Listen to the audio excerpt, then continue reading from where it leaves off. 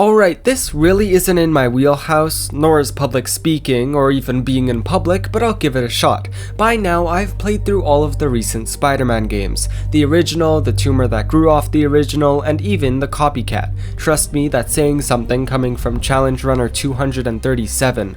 On the topic of being unoriginal, this video will rank all the bosses from every game from worst to best. Fair warning, my opinions may be a little skewed, mostly because my brain is a little skewed, but also because I've only played these games through challenge runs, whether that be no swinging, no damage and no dodging, or with my nose. Big shocker! The big thumb isn't that thrilling of a fight. As a tutorial, this boss is kinda okay, but he's basically just a large thug with a couple special moves like charge. I guess as an intro, he's kinda good at teaching players how to deal with lots of enemies, but come on.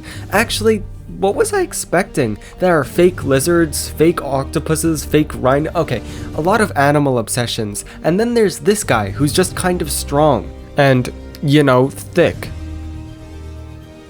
I know this may be a little surprising, but Mr. Lee's debut is quite negative. Okay, I'll stop. The first stage is just basic goons, literally he's not even involved, and then the second stage is just throwing crap. The only way that this is even better than Big Willie is that some of the enemies are pretty tough, like these sword guys, and also the setting and emotional build-up for this fight are way better.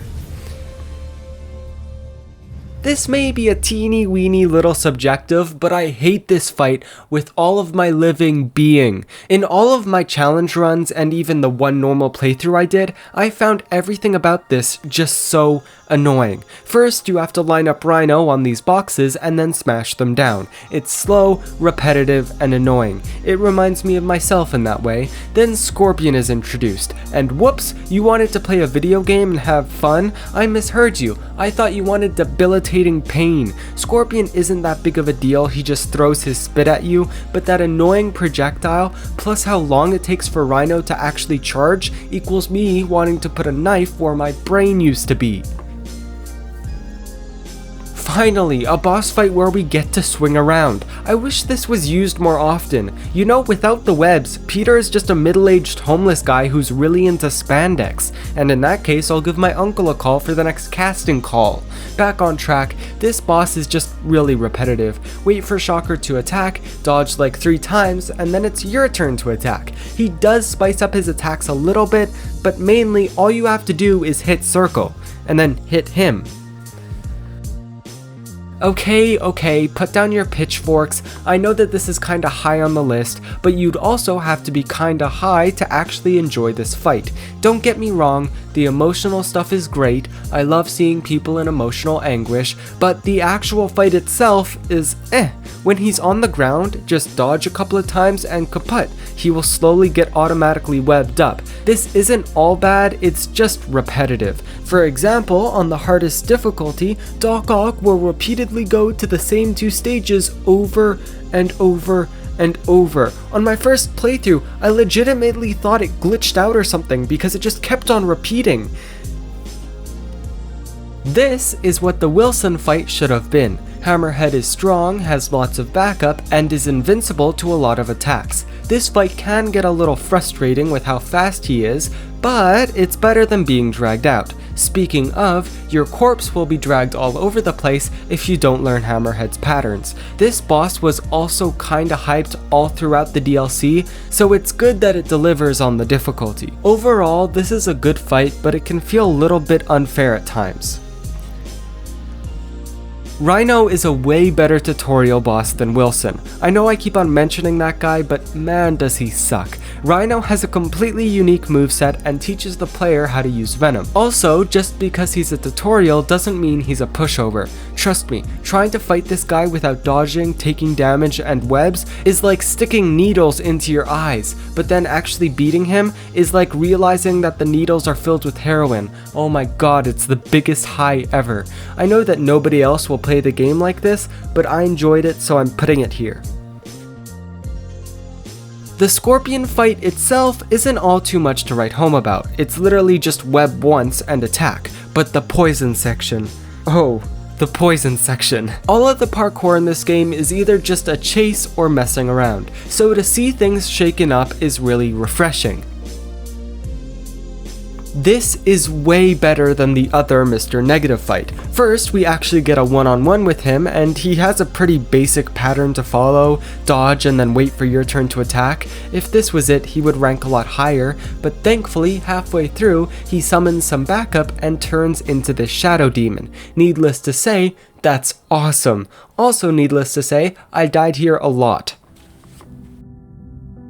This fight is a lot better than before. Rock for Brains here is a real threat and can only be damaged after being webbed or getting a missile thrown at. It kinda reminds me of the Doc Ock fight, except there are goons, long range attacks, and just in general, this seems like a more advanced, harder version of Doc Ock. This all comes together to make a much more memorable fight. Not for Hammerhead though. I've given him enough head trauma that he won't even remember his own name tomorrow. This boss, even out of all the others, was often the most annoying for challenges. The boss progresses through enough stages to be interesting. The process of damaging Rhino slowly becomes more and more complex. First, it's just steering into tanks, and then makeshift building your own nukes. This is all great, but it can lead to things becoming super finicky at times. For example, you try to charge the battery, but instead punch a goon. And when there are 30 hours on the line, mistakes like that are not acceptable. Ever. Now here's a boss fight. This boss was way harder than I expected. This fight actually makes you think, and that's why I enjoyed it. I haven't gotten to use my rotten hunk of jello for so long. I'm talking about my brain. Look, what I'm saying is, you attack too much, you take damage. You mess up the timing, you take damage. You breathe incorrectly, you take damage. This boss is a pure test of restraint and timing. It can feel a little repetitive with no stages, but it's a short fight, so it's fine. The Prowler is the ultimate test of reflexes. He stays invisible, and you have to attack him just as he pops out. It can be a little frustrating if you don't get the premise right away, but otherwise it's awesome. He also spawns in some clones, and it's great for confusing you on who your real target actually is. The game also sets up this fight really nicely as well, because 1, we got to fight alongside the Prowler before, and 2, he backstabbed us earlier, so everything is quite emotional.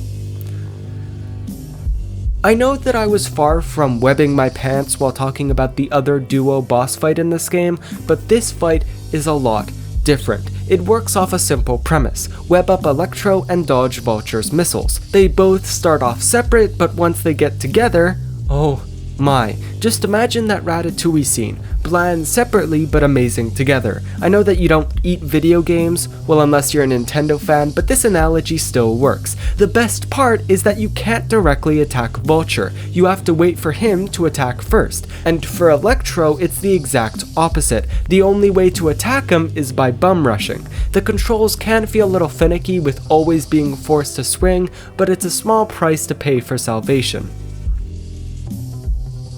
I know that a lot of people dislike Finn, me maybe being included, but man is this a good boss fight. Her special extending tools lead to all sorts of awesome attacks that also have long wind-up animations, so they're easy to predict. We travel through a bunch of different settings, and each time we move, Finn gains a new ability, whether that be a saw again, or even more saws. The later stages can be a little annoying as she has a super high defense, but other than that, it's all good. The cherry on top of this amazing cake is that Finn and Miles both know each other's secret identities, and this leads to a lot of cool emotional banter. I don't think this fight had the same emotional impact as Doc Ock, but it was still good. And that was that. I hope you enjoyed. Honestly, I've been feeling a little bit sick recently, so I'm sorry if you could tell with my voice. I've also been away from my computer for a little while on vacation, so that's why this video took so long to make, but don't worry, I'm hopefully gonna get back on schedule, and I'm pumping these videos out as quickly as I can.